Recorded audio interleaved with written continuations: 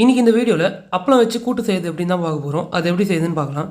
கடாய் நல்லா ஹீட் ஆகிடுச்சு. உங்களுக்கு தேவையான அளவு ஆயில் ஊற்றிங்க. நான் 50 ml போல் ஆயில் ஊற்றிருக்கேன். ஆயில் நல்லா ஹீட் ஆகிடுச்சு. 1/4 டேபிள் ஸ்பூன் கடுகு போட்டுக்கலாம். கடுகு நல்லா பொரிஞ்சோடனே 1/4 டேபிள் ஸ்பூன் சீரகம் போட்டுக்கலாம். சீரகம் நல்லா பொரிஞ்சிச்சு. உளுந்து 1/4 டேபிள் ஸ்பூன் போட்டுக்கலாம். கருவேப்பிலை ஒரு கொத்து போட்டுக்கலாம். கருவேப்பிலை நல்லா பொரிஞ்சோடனே 2 காஞ்சி மிளகா சின்ன சின்னதாக கிள்ளி வச்சுருக்கேன், அது போட்டுக்கலாம். வெங்காயம் கட் பண்ணி வச்சுருக்கேன், ஒரு மீடியம் சைஸ் வெங்காயம் நல்லா வதக்கிக்கலாம்.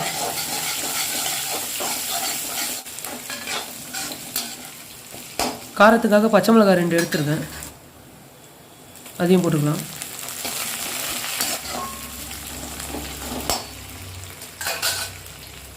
மஞ்சள் தூள் 1/4 டேபிள் ஸ்பூன் நல்லா மிக்ஸ் பண்ணிக்கலாம். கடலைப்பருப்பு ஒரு 100 கிராம் வேக வச்சு எடுத்துருக்கேன், அதையும் போட்டுக்கலாம். இதில்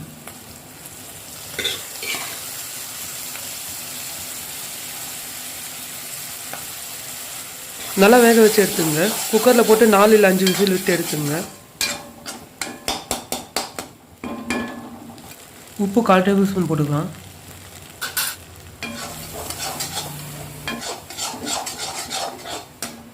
நல்லா மிக்ஸ் பண்ணிக்கலாம். கொஞ்சம் தண்ணி ஆட் பண்ணிக்கலாம்.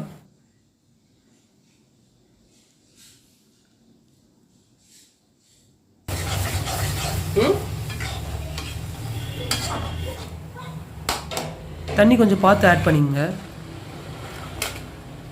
ஒரு 10 அப்பளம் பொரிச்சு வச்சுருக்கேன், அது உடச்சி போட்டுக்கலாம்.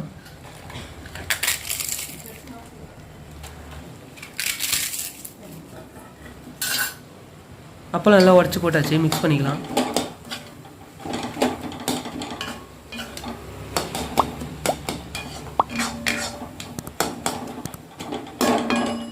பெருங்காயம் கொஞ்சமாக போட்டுக்கலாம். ஒரு 1/4 டேபிள் ஸ்பூன் போல் போட்டுக்கலாம் பெருங்காயம்.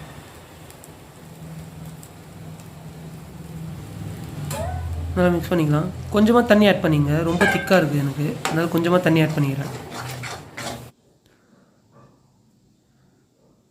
கொத்தமல்லி கட் பண்ணி வச்சுருக்கேன், அதை போட்டுக்கலாம்.